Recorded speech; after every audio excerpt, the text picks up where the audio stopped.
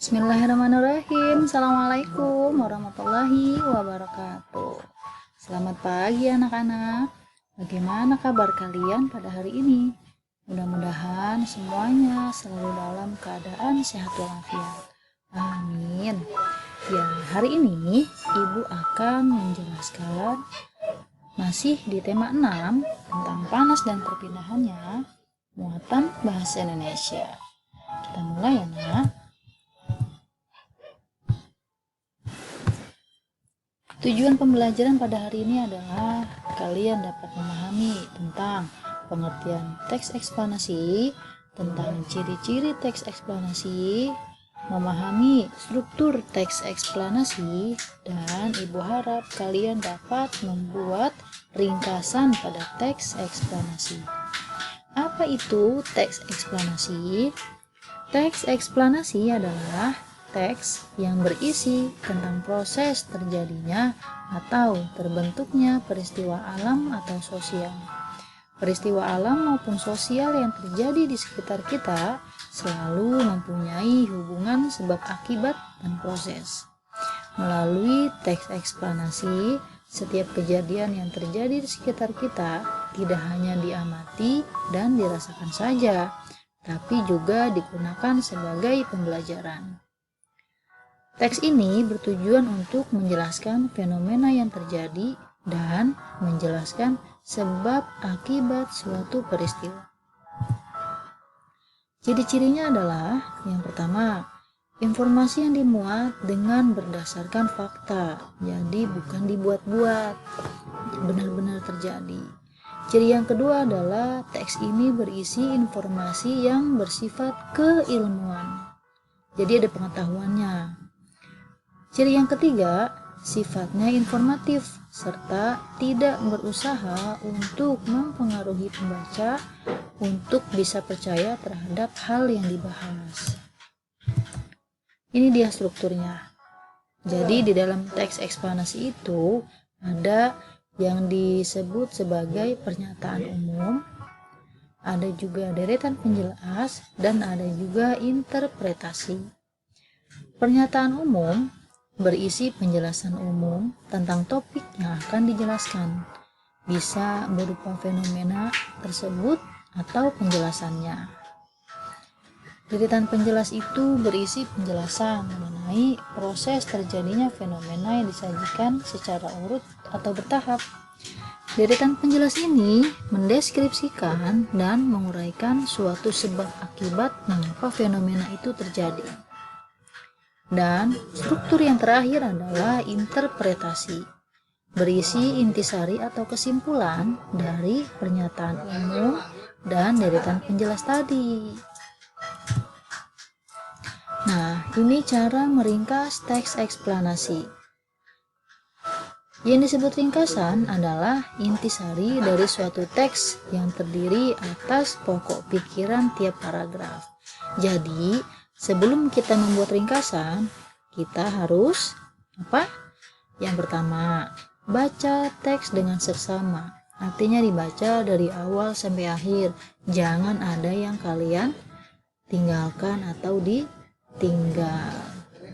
Langkah yang kedua, identifikasi pokok pikiran dari setiap paragraf. Ketika sudah dibaca teksnya dari awal sampai akhir, mau itu 3, 4, atau 10 paragraf, itu harus diidentifikasi pokok pikirannya dari setiap paragraf.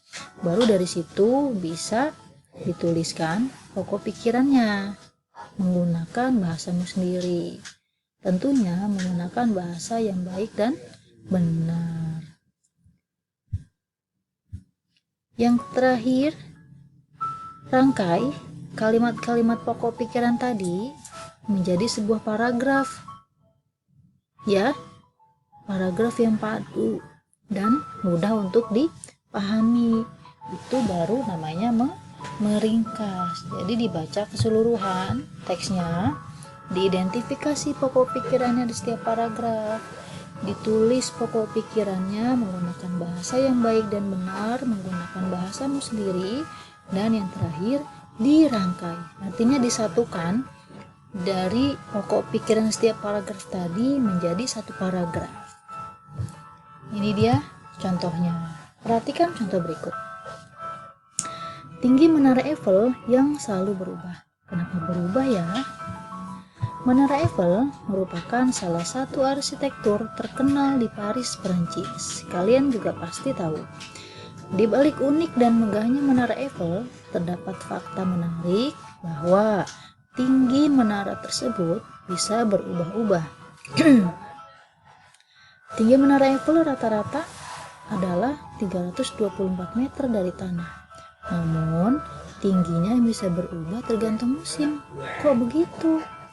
Di musim panas, Eiffel bisa menjadi 15 sampai 17 cm lebih tinggi dibanding tinggi rata-ratanya. Fenomena pertambahan tinggi Menara Eiffel dapat dijelaskan secara sains.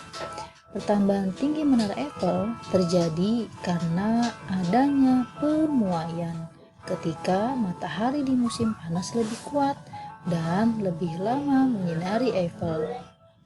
Pemuaian ini menjadi alasan bangunan besar seperti jembatan dan rel kereta dibangun dengan sendi ekspansi. Ini dia contohnya.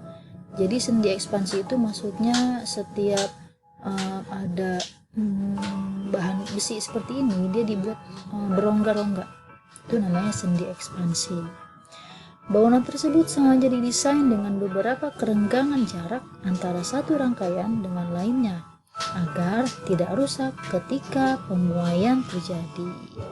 Ini dia, karena dia terlalu sering terpapar sinar matahari panas, jadi dia mengalami pemuaian. Materinya sudah Ibu sampaikan di hari sebelumnya. Pemuaian apa pemuaian? Pertambahan ukuran atau volume benda. Ini adalah contoh teks eksplanasi. Di paragraf pertama, ini adalah contoh pernyataan umumnya. Pernyataan umum. Nah, di paragraf yang kedua, ini adalah deretan penjelas yang ada sebab akibatnya. Penyebabnya karena ada pemuaian. Akibatnya dia ukurannya lebih tinggi dari ukuran rata-ratanya. Dan yang paragraf terakhir ini adalah interpretasi atau kesimpulan. Nah dari sini kita akan buat ringkasan teks eksplanasinya. Pokok pikiran paragraf pertama adalah tinggi Menara Eiffel mengalami perubahan, terutama saat musim panas.